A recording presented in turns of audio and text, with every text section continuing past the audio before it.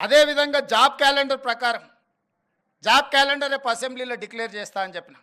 ఇంతకుముందు 10 ఏండ్లు ఏ పొజిషన్లో అయినా గ్రూప్ 4 కావచ్చు, గ్రూప్ 3 కావచ్చు, గ్రూప్ 2 కావచ్చు, గ్రూప్ 1 కావచ్చు, ఆర్ అదర్ డిఎస్సి కావచ్చు, పారామెడికల్ కావచ్చు, గురుకుల్ కావచ్చు, లేకపోతే పోలీస్ దాంట్లో ఎప్పుడు ఉద్యోగ నోటిఫికేషన్లు వస్తాయో ఎప్పుడు నియామకాలు జరుగుతాయో తెలియదు.